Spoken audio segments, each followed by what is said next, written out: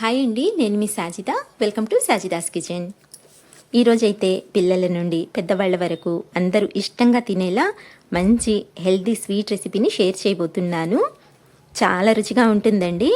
ఎక్కువ కష్టపడకుండా మన కిచెన్లో ఉండే మనము రోజు వాడుకునే ఇంగ్రీడియంట్స్తోనే చాలా ఈజీగా తయారు చేసుకోవచ్చు అన్నమాట. ఐరన్, కాల్షియం లోపం ఉన్న వాళ్ళకు కూడా ఇలా ఈ స్వీట్ చేసి పెట్టారంటే చాలా మంచిదండి.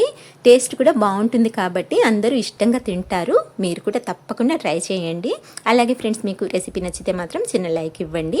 ఇప్పుడైతే ఎలా తయారు చేసుకోవాలో చూసేద్దాం. ఫస్ట్ అయితే స్టవ్ ఆన్ చేసి ప్యాన్ పెట్టుకొని ఇందులోకి 1 కప్పు వరకు పల్లీలు వేసుకోండి. ఇప్పుడు గ్యాస్ని లో టు మీడియం ఫ్లేమ్లోకి అడ్జస్ట్ చేసుకొని ఈ పల్లీలని దోరగా వేయించుకోవాలి. హై ఫ్లేమ్ మీద ఫ్రై చేసుకున్నట్లయితే ఇవి తొందరగా నల్లగా మాడిపోతాయండి. అందుకని చెప్పేసి లో టు మీడియం ఫ్లేమ్ మీద వేయించుకున్నట్లయితే మనకు పల్లీలు ఇలా ఈవెన్గా దోరగా వేగుతాయి అన్నమాట. ఇక్కడ చూడండి, ఇలా వేయించుకున్న తర్వాత ఒకసారి చెక్ చేసుకోండి. చూడండి, మంచి కలర్ వచ్చింది కదండి. ఇలా వేయించుకుంటే సరిపోతుంది అనమాట. ఇప్పుడు వీటిని తీసి ఒక ప్లేట్లోకి అయితే ట్రాన్స్ఫర్ చేసుకొని పక్కన పెట్టేసుకుందాము. నెక్స్ట్ ఇదే ప్యాన్లోకి సేమ్ కప్పుతో 3/4 కప్పు వరకు తెల్ల నువ్వులను తీసుకోండి. అలాగే మిగతా 1/4 కప్పు వరకు అయితే జీడిపప్పును వేసుకోండి. గ్యాస్ని లో టు మీడియం ఫ్లేమ్లోనే పెట్టుకొని వీటిని కూడా దోరగా వేయించుకోవాలి. ఇక్కడ మనకు నువ్వులు అలాగే జీడిపప్పు రెండు తొందరగా వేగిపోతాయండి. అందుకని చెప్పేసి కంటిన్యూగా కలుపుకుంటూ ఇలా లైట్గా గోల్డెన్ షేడ్ వచ్చేంత వరకు ఫ్రై చేసుకుంటే సరిపోతుందన్నమాట. ఇలా వేయించుకున్న ఈ నువ్వుల్ని కూడా వేరొక ప్లేట్లోకి తీసి పక్కన పెట్టేసుకుందాము. ఈలోపు మనకు పల్లీలు కూడా పూర్తిగా చల్లారిపోయాయండి. ఇక్కడ చూస్తున్నారు కదా. ఇప్పుడు వీటి మీద ఆ పొట్టునైతే తీసేసుకుందాము. ఇలా నలిపినట్లయితే మనకు పొట్టు అనేది చాలా ఈజీగా వచ్చేస్తుంది అనమాట. చూడండి, ఈ విధంగా పొట్టుని తీసుకున్న తర్వాత మనము నువ్వుల్ని కూడా చూద్దాము. ఇవి కూడా కంప్లీట్గా చల్లారిపోయాయండి. సో ఇలా పూర్తిగా చల్లారిన తర్వాత ఒక మిక్సర్ జార్ని తీసుకొని ఇందులోకైతే ఫస్ట్ పల్లీలను వేసుకోండి. తర్వాత నువ్వుల్ని కూడా ఇందులోకి యాడ్ చేసేసుకోండి. ఇలా మొత్తం అన్ని వేసుకున్న తర్వాత వీటిని ఒకసారి మిక్సీ పట్టుకొని తీసుకోవాలన్నమాట. మరీ మెత్తగా కాకుండా కొంచెం బరకగా గ్రైండ్ చేసుకోవాలండి. ఇక్కడ చూడండి, ఈ విధంగా కొంచెం బరకగా గ్రైండ్ చేసుకున్నట్లయితే మనం చేసే ఈ స్వీట్ టేస్ట్ అనేది చాలా బాగుంటుందన్నమాట. ఇప్పుడైతే ఈ పొడిని రెడీగా పక్కనుంచుకొని స్టవ్ ఆన్ చేసి ఒక గిన్నె పెట్టుకొని ఇందులోకి సేమ్ కప్పుతో 1.5 కప్పు వరకు తురిమిన బెల్లం వేసుకోవాలి. ఇలా బెల్లం వేసుకున్న తర్వాత సేమ్ కప్పుతో 1/2 కప్పు వరకు నీళ్ళని వేసుకోండి. అలాగే మంటని మీడియం ఫ్లేమ్లో పెట్టుకొని ఈ బెల్లాన్ని ఇలా కలుపుతూ కరిగించుకోవాలన్నమాట. మనకిక్కడ బెల్లం అనేది ఎలాంటి పాకం రావాల్సిన పని లేదండి. ఇలా బెల్లం అంతా చక్కగా కరిగిపోయి మనకి వాటర్ అనేది ఇలా మరిగితే సరిపోతుంది. ఇప్పుడు దీన్ని పక్కకు తీసుకొని మనం ముందుగా పల్లీలు వేయించుకున్న ప్యాన్ని పెట్టుకొని ఇందులోకి ఈ బెల్లం సిరప్ని ఫిల్టర్ చేసి తీసుకుందాము. బెల్లం కాబట్టి ఏమైనా నలకలు ఉండొచ్చండి. ఇలా ఫిల్టర్ చేసుకున్నట్లయితే మనకు మొత్తం అంతా చక్కగా క్లీన్ అయిపోతుంది అనమాట. అందుకని ఇలా ఫిల్టర్ చేసుకొని తీసుకోండి. ఇప్పుడు దీన్ని కాస్త మరగనిద్దాము. ఈ బెల్లం సిరప్ ఇలా మరగడం స్టార్ట్ అయిన తర్వాత మనం ముందుగా గ్రైండ్ చేసి పెట్టుకున్నాం కదండి పల్లీల పొడి, దీన్నైతే ఇందులోకి యాడ్ చేసేసుకుందాము. మొత్తం పొడినంతా వేసేయండి. ఇలా వేసిన వెంటనే ఈ బెల్లం పాకంలో అంతా బాగా కలిసేలా అన్ని వైపుల నుంచి చక్కగా కలుపుకోవాలి. మంటనైతే లో టు మీడియం ఫ్లేమ్లోనే పెట్టుకోవాలండి. హై ఫ్లేమ్ మీద అయితే అస్సలు పెట్టకూడదు.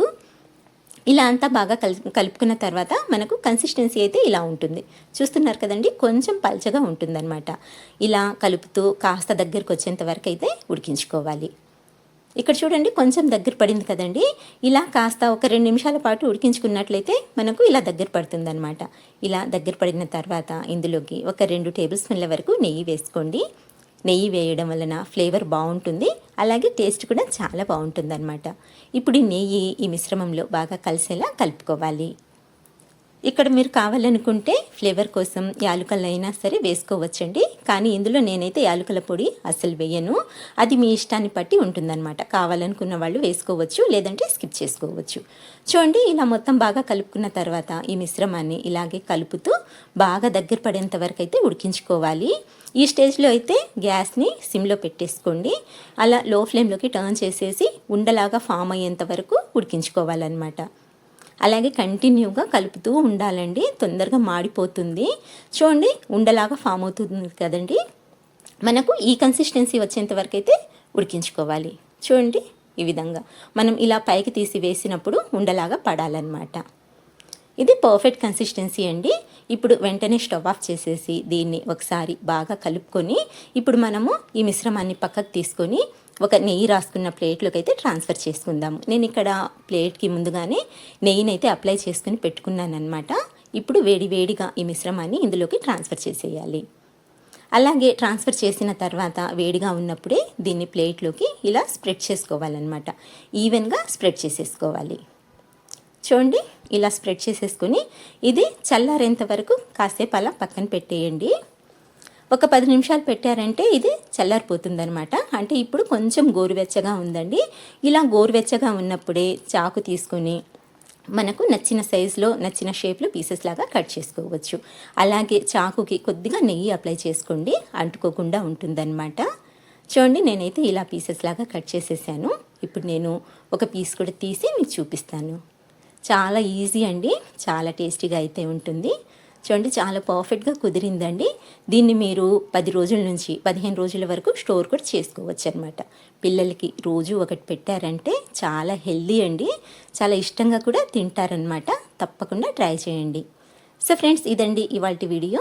నచ్చినట్లయితే లైక్ చేయండి, షేర్ చేయండి. మన ఛానల్ని ఫస్ట్ టైం చూస్తున్నట్లయితే మర్చిపోకుండా సబ్స్క్రైబ్ చేసుకోండి. అలాగే మీ ఫ్రెండ్స్కి, ఫ్యామిలీ మెంబర్స్కి కూడా షేర్ చేయండి. ఇంకొక మంచి రెసిపీతో మళ్ళీ కలుస్తానండి. అంతవరకు బాయ్ అండి. Thank you for watching.